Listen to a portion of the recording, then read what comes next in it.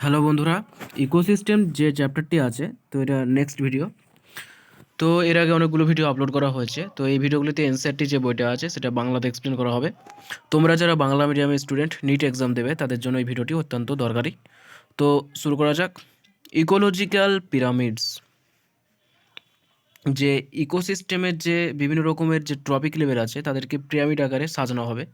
তো ওগুলোই স্টাডি করা হবে এই পার্টটাতে। তো শুরু করা যাক। You must be familiar with the shape of a pyramid. The base of a pyramid is broad and it narrows toward the apex. তো এখানে বলা আছে যে একটা পিরামিড দেখতে কেমন হয় সে বিষয়ে তোমাদের নিশ্চয়ই আইডিয়া আছে যে পিরামিডের যে নিচের অংশটা সেটা একটু বড় হয় এবং যত অ্যাপেক্স অর্থাৎ ওপরের দিকে যেতে থাকে তত আস্তে আস্তে ন্যারো বা সংকীর্ণ হতে থাকে।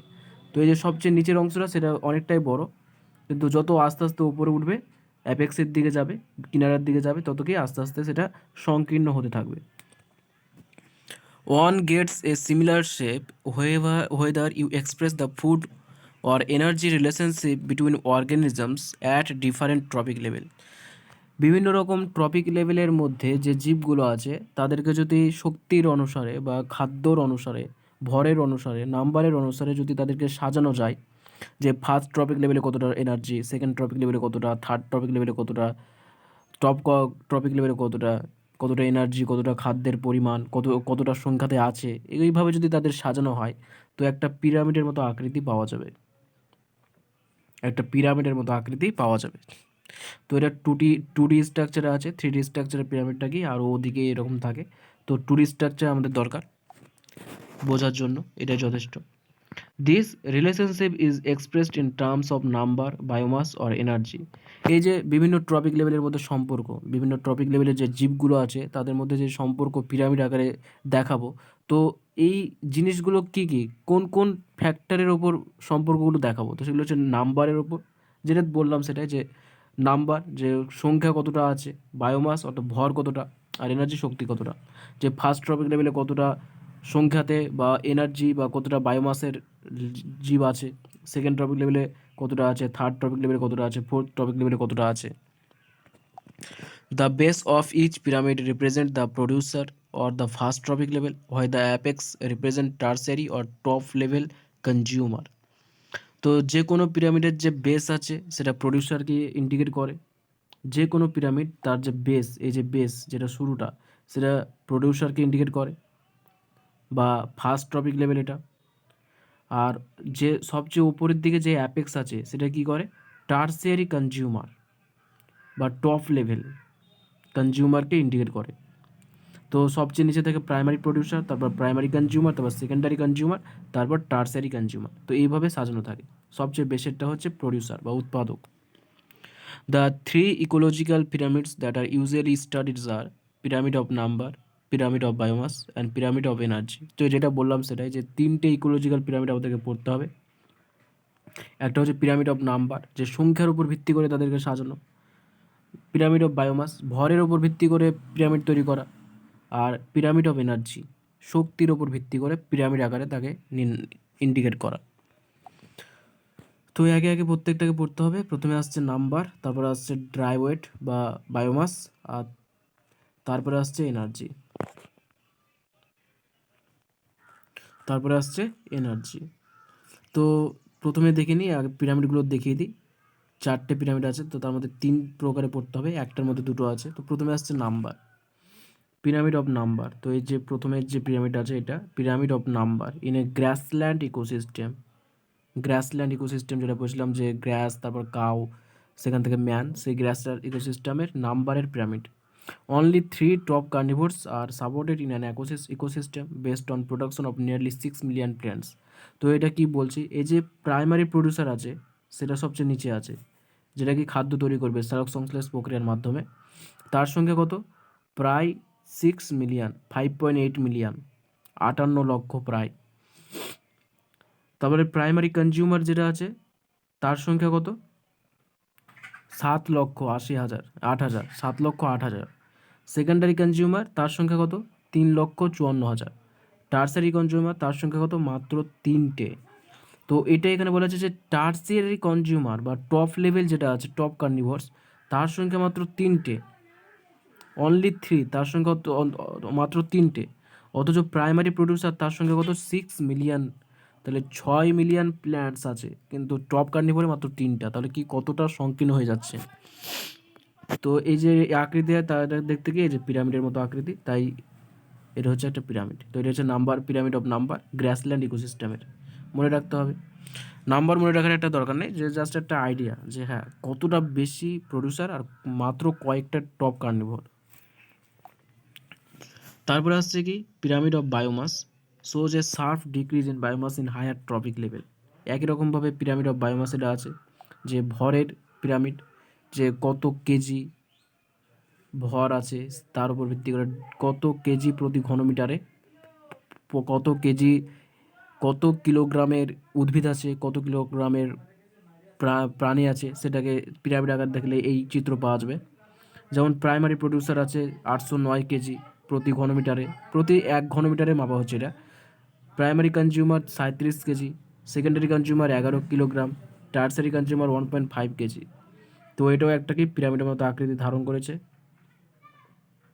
তারপর নেক্সট যেটা আসছে সেটা কি inverted pyramid of biomass, small standing crop of phytoplankton support large standing crop of zooplankton. তো এটাও এই যে 3 নম্বর, এটা একটি ইম্পর্টেন্ট পিরামিড। এটা হচ্ছে বায়োমাসের পিরামিড, জৈব ভরের পিরামিড, কিন্তু এটা কি ইনভার্টেড বা উল্টো পিরামিড। এবং এটা কোথায় দেখা যায়? ইনভার্টেড পিরামিড অফ বায়োমাস দেখা যায় সমুদ্রে দেখা যায়। সেখানে কি থাকে? প্রাইমারি প্রডিউসার বা ফাইটোপ্ল্যাঙ্কটন তার সংখ্যা 4টি, কিন্তু প্রাইমারি কনজিউমার বা জু প্ল্যাঙ্কটন তার সংখ্যা 21টি। তাহলে কি প্রাইমারি প্রডিউসারের তুলনায় প্রাইমারি কনজিউমারের সংখ্যাটা বেশি, ফাইটোপ্ল্যাঙ্কটনের তুলনায় জু প্ল্যাঙ্কটনের সংখ্যাটা বেশি। তাই যে এই পিরামিডটা কিন্তু বেসটা উপরে আর অ্যাপেক্সটা নিচে, বা ইনভার্টেড, যেটাকে বলে ইনভার্টেড পিরামিড। তো ইনভার্টেড পিরামিড বায়োমাস কোথায় দেখা যায়? বায়োমাসের ইনভার্টেড পিরামিড কোথায় দেখা যায়? সমুদ্রের ইকোসিস্টেমে দেখা যায়। একটা অত্যন্ত গুরুত্বপূর্ণ কোশ্চেন। তো আর নেক্সট যেটা আছে সেটা হচ্ছে energy pyramid.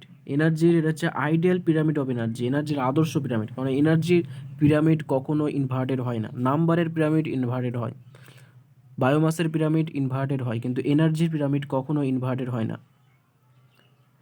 Observe that primary producer converts only 1% of the energy in the sunlight available to them into the NPP. তো প্রাইমারি প্রডিউসার, এই যে প্রাইমারি প্রডিউসার আছে, তো এটা একক দশক শতক হাজার অযুত লক্ষ নিযুত 10 লাখ জুল সানলাইট পড়ছে প্রাইমারি প্রডিউসারের ওপর, তার মধ্যে থেকে মাত্র 1%, 10,000 জুল প্রাইমারি প্রডিউসার খাদ্য তৈরি করে সেই শক্তিটা সঞ্চয় করছে। প্রাইমারি প্রডিউসার থেকে প্রাইমারি কনজিউমারে যাচ্ছে তার 10%, 1000 জুল। প্রাইমারি কনজিউমার থেকে সেকেন্ডারি কনজিউমার যাবে তার 10%, 100 জুল। সেকেন্ডারি কনজিউমার থেকে টার্সারি কনজিউমার যাবে তার 10%, 10 জুল। তাহলে এখান থেকে এটা পর্যন্ত 10% ল ফলো করছে, লিন্ডেম্যানের 10% ল, যে 10% এনার্জি পরবর্তী টপিক লেভেলে যাচ্ছে আর বাকি 90% কি লস হয়ে যাচ্ছে।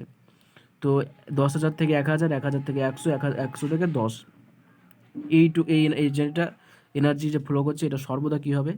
এটা সর্বদা এরকম হবে পিরামিডটা, উপরে অ্যাপেক্স থাকবে, নিচে বেস থাকবে। এনার্জির পিরামিড কখনো ইনভার্টেড বা উল্টো হয় না। আর সূর্য দেখেছিলাম যে ফটোসিনথেসিসের অ্যাক্টিভ রেডিয়েশন থাকে মাত্র 50%-এরও কম, আর 50% কম এনার্জিরও মাত্র 2 থেকে 10% সালোক সংশ্লেষে কাজ লাগায়। তো এইভাবে হিসাব করলে দেখা যাবে যে মাত্র 1%-এর এনার্জি, সূর্য থেকে যে এনার্জিটা আসে তার মাত্র 1% উদ্ভিদ সালোক সংশ্লেষের জন্য কাজে লাগায়। তো এখানে 10 লাখ সানলাইটের এনার্জি আসছে, তার মধ্যে মাত্র 10,000 জুল প্রাইমারি প্রডিউসার কাজে লাগাচ্ছে। তো 3টে পিরামিড দেখে দিলাম, এবার থিওরিটা পড়তে বুঝতে সুবিধা হবে। তো শুরু করা যাক। Any calculation of energy content, biomass or numbers has to include all organism at that tropic level. যে শক্তির পিরামিড, বায়োমাসের পিরামিড, নাম্বারের পিরামিড, যেটাই করতে যায় না কেন, তো তখন সর্বদা সেই ট্রপিক লেভেলের সমস্ত অর্গানিজম, সমস্ত জীবকে ওর মধ্যে ইনক্লুড করতে হবে। যে প্রাইমারি প্রডিউসারের সমস্ত প্রাইমারি প্রডিউসারের জীবকে ইনক্লুড করতে হবে, প্রাইমারি কনজিউমারের সমস্ত প্রাইমারি কনজিউমারের যে যত জীব আছে সবাইকে ইনক্লুড করতে হবে, বাদ দিলে হবে না। No generalisation will be true if we take only a few individual at any trophic level into account. তো যেটা বললাম সেটা, যে যদি কিছুটা বাদ দিয়ে অল্প সংখ্যক জীব নিয়ে যদি আমরা কোনো রকমের জেনারেলাইজেশন করতে চাই, কোনো রকমের পর্যবেক্ষণ করতে চাই, তো সেটা কিন্তু সম্ভব হবে না, সেটা সত্য হবে না। সমস্ত জীবকেই ইনক্লুড করতে হবে যে কোনো পিরামিডের গণনা করার সময়। Also a given organism may occupy more than one trophic level simultaneously. এমনও হতে পারে যে একটা অর্গানিজম একের বেশি ট্রপিক লেভেলে থাকে, যেমন ক্রো, ম্যান, ককরোচ, এরা কি ওমনিভোরাস, এরা অনেক ট্রপিক লেভেলে থাকে। এরা প্রাইমারি কনজিউমারও হয়, সেকেন্ডারি কনজিউমারও হয়, টার্সারি কনজিউমারও হয়। যেহেতু ওমনিভোরাস তাই সমস্ত অনেক ট্রপিক লেভেলে এরা থাকতে পারে। One must remember that the trophic level represents a functional level, not a species as such. যে এটা একটা গুরুত্বপূর্ণ কোশ্চেন যে ট্রপিক লেভেল রিপ্রেজেন্ট করে ফাংশনাল লেভেলকে, যে কোনো জীব কোন ট্রপিক লেভেলে যাবে সেটা তার কাজের উপর নির্ভর করে, যে সে কি কোন প্রাণীকে খাবার হিসেবে গ্রহণ করছে। এমন কোনো নেই যে নির্দিষ্ট করা আছে যে এই স্পেসিসগুলো এই ট্রপিক লেভেলে ফার্স্ট ট্রপিক লেভেলে থাকবে, এই স্পেসিসগুলো সেকেন্ড ট্রপিক লেভেলে থাকবে, এমন কোনো বিশেষ নেই। তাদের কাজের ওপর, তাদের খাদ্যের চাহিদার উপর ভিত্তি করে তাদের টপিক লেভেল নির্দেশ করা হয়। এমন না যে সমস্ত বাঘ সর্বদা টপেই থাকবে কিংবা সমস্ত সাপ সর্বদা টপেই থাকবে, তাও নেই। কিছু কিছু ক্ষেত্রে সাপকেও আবার যারা শকুন আছে খেয়ে নেয়, তো সেক্ষেত্রে সাপটা শকুনের নিচে থাকে। তো প্রজাতির উপর ভিত্তি করে করা হয় না, এটা করা হয় কার উপর ভিত্তি করে, যে তাদের খাদ্যাভ্যাস, তাদের কাজ, এদের উপর ভিত্তি করে তাদেরকে স্থান দেওয়া হয় যে কোন টপিক লেভেলে থাকবে। A given species may occupy more than one trophic level in the same ecosystem at the same time. যে একটা নির্দিষ্ট সময় একটা ইকোসিস্টেমের মধ্যে, একটা বাস্তুতন্ত্রের মধ্যেও একই জীব একের বেশি ট্রপিক লেভেলে থাকতে পারে। যেমন এক্সাম্পল হিসাবে a sparrow is a primary consumer when it eats seed, fruit, peas, and a secondary consumer when it eats insect and worms. তো এখানে একটা এক্সাম্পল হিসেবে দেওয়া হচ্ছে যে একটা স্প্যারো বা চড়ুই, সে যখন উদ্ভিদের বীজকে, ফলকে, মটরকে খাদ্য হিসাবে গ্রহণ করে, তখন সে কী হয়, প্রাইমারি কনজিউমার। যেহেতু সে সরাসরি প্রডিউসারকে খাদ্য হিসেবে গ্রহণ করছে, তাই সেক্ষেত্রে সে প্রাইমারি কনজিউমার। কিন্তু ঠিক একইভাবে এই স্প্যারোটা যখন ইনসেক্ট, কীটপতঙ্গ এবং ওর্ম এদেরকে খাদ্য হিসেবে গ্রহণ করবে, তখন সে হবে কি সেকেন্ডারি কনজিউমার। তাহলে এই স্প্যারোটা একই ট্রপিক লেভেলে একবার প্রাইমারি কনজিউমার হিসেবে কাজ করছে, যদি সে প্রডিউসারকে খায় তো সেটা হচ্ছে প্রাইমারি কনজিউমার, আর যখন ইনসেক্ট আর ওর্মকে খাদ্য হিসেবে গ্রহণ করছে তখন সেটা secondary consumer. Can you work out how many trophic level human being function at in a food chain? এবার এখানে একই রকম বলা আছে যে মানুষ কতটা ট্রপিক লেভেলে থাকতে পারে। মানুষ উদ্ভিদকেও খায়, মানুষ পাখিকেও খায়, কীটপতঙ্গ, পাখি যেটা তাদেরকেও খায়, মানুষ ছাগল, ভেড়া এদেরকেও খায়। তো মানুষ তো অমনিভোরাস, তাহলে মানুষ কতটা ট্রপিক লেভেলে থাকতে পারে।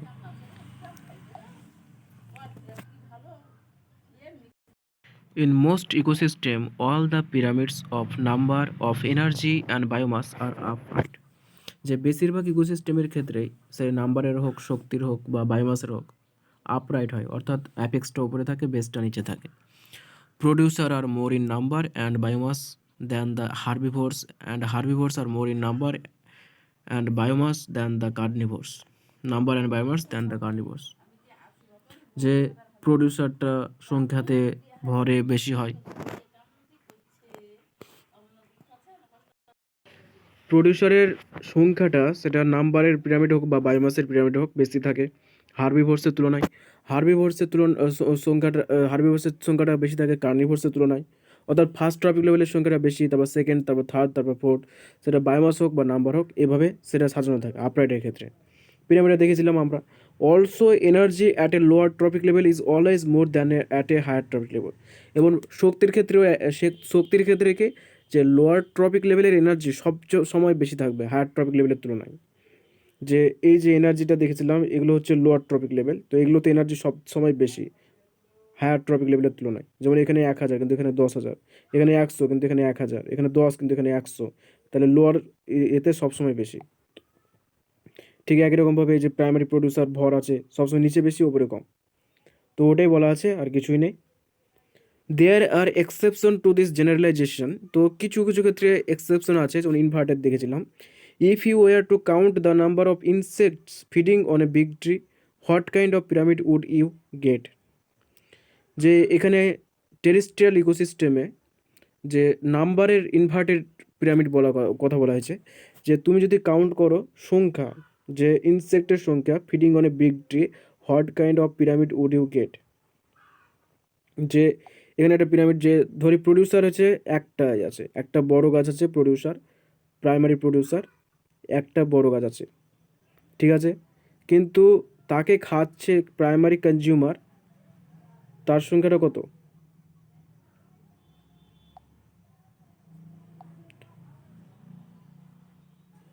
প্রডিউসার হচ্ছে মাত্র একটা, একটা বড় গাছ আছে, সেই শুধু খাবার তৈরি করে ফটোসিনথেসিস প্রক্রিয়ার মাধ্যমে, তাই একটা হচ্ছে প্রডিউসার। কিন্তু তা এই গাছকে খাদ্য হিসেবে গ্রহণ করছে এমন ইনসেক্টের সংখ্যা কত? প্রায় 100টা।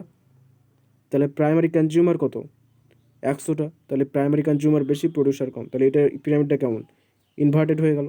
তাহলে number inverted, inverted inverted pyramid of number. তাহলে নাম্বারের ইনভার্টেড পিরামিড কোথায় দেখা যায়? টেরেস্ট্রিয়াল ইকোসিস্টেমে। যেমন এখানে একটা এক্সাম্পল, যে প্রাইমারি প্রডিউসার কম কিন্তু প্রাইমারি কনজিউমার বেশি। আর একটা আছে বায়োমাসের, দেখেছিলাম সমুদ্রের ক্ষেত্রে। Now add an estimate of the number of small birds depending on the insect as also the number of larger bird eating the smaller, draw the shape you get. তো এখন insect দিয়ে শুরু করেছিলাম, ইনসেক্টের তুলনায় বার্ড আরও বেশি, তারপর বার্ডের থেকে বড় যে পাখি আছে তাদেরকে গ্রহণ করবে, সেই সমস্ত বার্ড একটু কম। তো পিরামিডটা দুই রকম হয়ে যাবে, যে গাছ আছে একটা, প্রাইমারি প্রডিউসার, গাছ হচ্ছে একটা, তো এরকম তাকে খাওয়ার জন্য প্রাইমারি কনজিউমার যে এটা আসছে সেটা প্রায় 100টা, তাহলে সেটা উপরে। সেই ইনসেক্টকে খাওয়ার জন্য যখন আবার পাখি আসবে তার সংখ্যাটা একটু কম হবে, এরকম। সেই পাখিকে খাওয়ার জন্য আবার যখন বড় পাখি আসবে তার সঙ্গে আরও কম হবে, এইরকম। তাহলে পিরামিডটা কি আপরাইট আর ডাউন দুই রকমই হয়ে যাচ্ছে, ঠিক আছে। এটা এক্ষেত্রে হলো the pyramid of biomass in sea is generally inverted because the biomass of fishes far exceed that of phytoplankton. তো বায়োমাস, পিরামিড অফ বায়োমাস যে সমুদ্রের ক্ষেত্রে ইনভার্টেড হয় সেটা আগেই দেখেছি, যে ওখানে কি দেখেছিলাম, যে ফাইটোপ্ল্যাঙ্কটন যেটা ছিল তার সংখ্যাটা কম, যে খাবার তৈরি করছে প্রাইমারি প্রডিউসার তার সংখ্যাটা কম, কিন্তু তাকে খাচ্ছে যে জু প্ল্যাঙ্কটন বা ছোটো ছোটো ফিশ, তার সংখ্যাটা কিন্তু বেশি, তাই এটা কিন্তু ইনভার্টেড ছিল। তাহলে is not that a paradox, এটা কি একটা কৌতূহল বিষয় নয়? How would you explain this? তো কী করে তুমি এক্সপ্লেন করবে? তো এটাই, যে প্রাইমারি প্রডিউসার কম থাকে, প্রাইমারি কনজিউমার বেশি থাকে, কারণ কি তাদের সংখ্যাটা, তাদের ভরটা কম। দ্য পিরামিড অফ বায়োমাস দেখলাম। Pyramid of energy is always upright, কিন্তু শক্তির যে পিরামিড সেটা কিন্তু সর্বদা upright, can never be inverted, কখনো ইনভার্টেড হয় না, because when energy flows from a particular trophic level to the next trophic level, some energy is always lost as heat at each step. কারণ যখনই শক্তি কী হয়, যে একটা ট্রপিক লেভেল থেকে আরেকটা ট্রপিক লেভেলে যায়, তখন সর্বদাই কিছু এনার্জি লস হয়। যেমন এক্ষেত্রে 10,000 ছিল, 1,000 গেছে, 9,000 জুল এনার্জি লস হয়ে গেছে। তো প্রত্যেক ট্রপিক লেভেলে কিছু এনার্জি লস হয়ে যায়, এনার্জি গেন হয় না, এনার্জি লস হয়। তার জন্য এই পিরামিড যেটা আছে, এনার্জি পিরামিড, সেটা সর্বদা upright. Each bar in the energy pyramid indicate the amount of energy present at each tropic level in a given time or annually per unit area. তো প্রতি একক ক্ষেত্রফলে একটা নির্দিষ্ট সময়ে কতটা এনার্জি থাকে সেটা এই যে পিরামিড আছে, এই পিরামিডে দেওয়া আছে। Primary producer 10,000 joule, primary consumer 1,000, এভাবে দেওয়া আছে। 10% যাচ্ছে, 10% ল ফলো করছে। However, যাই হোক, there are certain limitation of ecological pyramids such as it does not take into account the same species belonging to two or more trophic level. তো যে কোনো জিনিসের কিছু লিমিটেশন থাকে, যে যেটা কিছু ব্যাখ্যা করতে পারে না। তো পিরামিডেরও কিছু লিমিটেশন আছে। তো সেগুলো কী কী? 3টে লিমিটেশন আছে এখানে আমাদের সিলেবাসে।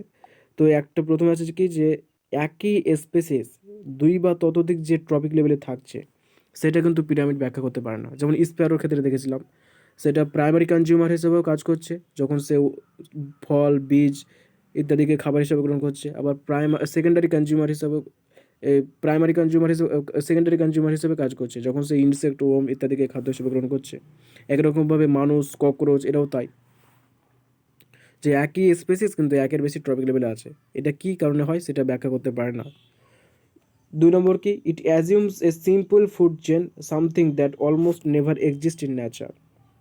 তারপর কি, এটা একটা সিম্পল, সহজ সরল ফুড চেন দেয়, দেখায় যে ঘাসকে খাচ্ছে পোকা, পোকাকে খাচ্ছে ছাগল, এই বড় বড় পাখি টাকি, তাদেরকে খাচ্ছে আরও অন্যান্য বড় বড় প্রাণী। এরকম একটা সিম্পল ফুড চেন দেয় যেটা প্রকৃতিতে এক্সিস্ট করে না। প্রকৃতিতে এক্সিস্ট করে ফুড ওয়েভ, সেটা এক্সপ্লেন করতে পারে না। It does not accommodate A food wave, এটা কোনো ফুড ওয়েভের ধারণা দেয় না।